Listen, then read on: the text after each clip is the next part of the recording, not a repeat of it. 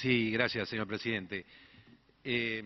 A ver, yo creo, en primer lugar, que es imposible no contextualizar esta discusión en el marco del déficit fiscal y en la decisión, además, de este gobierno de no afectar la inversión social en relación a lo que es el gasto público. Y ese es un contexto, y no voy a hablar de ninguna herencia, creo que fue muy claro la Espina cuando habló, le agregaría la destrucción de la moneda nacional, muchas otras cuestiones, pero el punto es la realidad de este déficit y en ese marco estamos discutiendo el impuesto a las ganancias. Un impuesto a las ganancias que se congeló artificialmente el mínimo no imponible, que después de la función o de la jefatura de gabinete de Massa tendría que haberse multiplicado la tablita por 3, pero no se multiplicó, que además la tablita se dejó congelada, y esta es otra distorsión clara en función de los ricos y en contra de los que pagaban ingresos medios o ingresos bajos. Aclaro además que hemos sostenido la decisión de mantener bienes personales y me gustaría, como lo dije en este ámbito, bienes personales más importantes, más fuertes. Estoy de acuerdo con la necesidad de discutir el sector minero y toda su composición de impuestos. Hay que abrirla y habrá que abrirla en el régimen minero que además asegure los controles. Estoy de acuerdo cuando se discuta mercados capitales empezar a abrir la discusión de la renta financiera. Todos temas que hasta ahora fueron esquivados o no discutidos. También yo creo que habría que aclarar, digamos, voy a hablar de la retención en general para no entrar en detalles de algunas de economías regionales o aquellas que destruyeron al sector cárnico, pero en general la retención es un mal impuesto si se lo piensa, digamos, afectando a los pequeños y a los medianos, porque son los que entran en quiebra y los grandes son los que concentran tierras y compran, pero además, si no se piensa bien, termina pagando el sector productivo y no el sector exportador, que es el que termina apropiándose de la principal renta. Entonces, creo que en eso también las medidas que se tomaron en el pasado no fueron muy positivas, más allá del conflicto político que lo habrán interpretado como un conflicto que daba réditos electorales.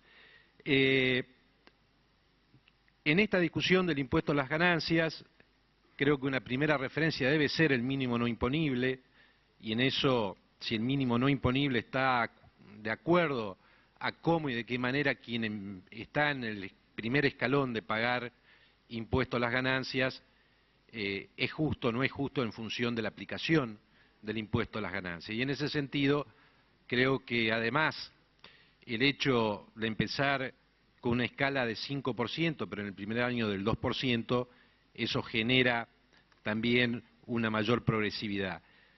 Y es un poco lo que planteaba Labaña, pero creo que hay otra discusión que Labaña no la plantea, que es la progresividad que genera quien está dentro y que genera la escala a partir de quien está adentro y pagando el impuesto a las ganancias. Y en ese sentido es fundamental que el impuesto a las ganancias recupere las escalas, recupere la alícuota, porque si no, el más rico del impuesto que paga, de quien está incluido en el impuesto, paga igual que el que ingresa a impuesto a ganancias, y eso es también una distorsión regresiva del impuesto a las ganancias. Entonces las escalas también tienen un valor fundamental, no es solamente quien empieza a pagar impuesto a las ganancias, sino también quien está en la escala de impuesto a las ganancias debe pagar, el que está en las escalas inferiores menos y el que está en las escalas superiores más. Y me animaría además a hablar de una escala del 38%, porque el caso Candy, que establecía en algún momento, planteó una nueva visión acerca de la confiscatoriedad del 33%, abre una nueva mirada sobre cuál es el porcentaje de confiscatoriedad. Con lo cual, creo que hay que mirar quién ingresa, pero también hay que mirar dentro de quienes pagan, ahí también se genera progresividad. Sí, sí, sí, Marcos. Sí, sí, sí, sí. ¿Para qué apago? No, perdón, una simple aclaración. Mira, yo lo de las escalas lo comparto. Nosotros justamente también en el proyecto íbamos en esa línea. Y además lo he dicho públicamente, yo creo que el proyecto del oficialismo, más allá de que el nuestro es un poco más, más ventajoso, si se quiere, o más dadivoso, para poner alguna palabra, no creo que estemos en dos filosofías distintas ahí.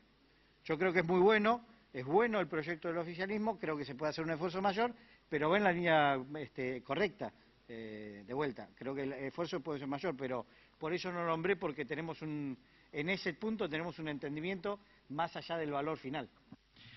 Bueno, yo como no lo nombraste, quería destacarlo porque es una fortaleza del proyecto del Poder Ejecutivo de que aquellos que hoy pagaban, digamos, vuelve la escala, vuelve la progresividad entre los que pagan, y muchos de los que pagan hoy con alícuotas del 25, 29, 31, 35, van a pagar menos.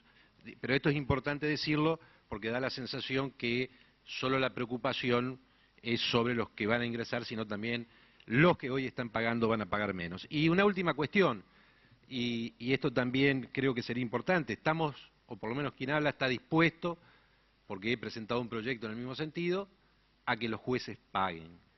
Corresponde que los jueces paguen ganancias. Y yo creo que si todos estamos de acuerdo, en el recinto y de alguna manera que buscaremos, habrá que incorporar o habrá que encontrar la manera para que los jueces paguen. Veremos qué es lo más inteligente, sí, como en el 2006, que uno de los conjueces era Horacio Rosati y votó a favor de que no era inconstitucional. Recordemos que, si no recuerdo mal, terminó 7-2. Hubo dos jueces o dos conjueces que votaron, digamos, y argumentaron que era constitucional que los jueces paguen. Uno de ellos era Horacio Rosati. O bien, como lo plantea otro proyecto, de empezar de ahora en adelante. Pero yo creo que también, si hay algo que no podemos justificar frente a nuestra sociedad, son esos privilegios, y por eso creo firmemente que los jueces tienen que pagar. Y bueno, eso quería plantear, y básicamente son los aspectos. Después había algunos aspectos que hemos planteado, por eso hemos firmado en disidencia parcial para incorporar. Gracias, señor presidente. Muchas gracias, diputado.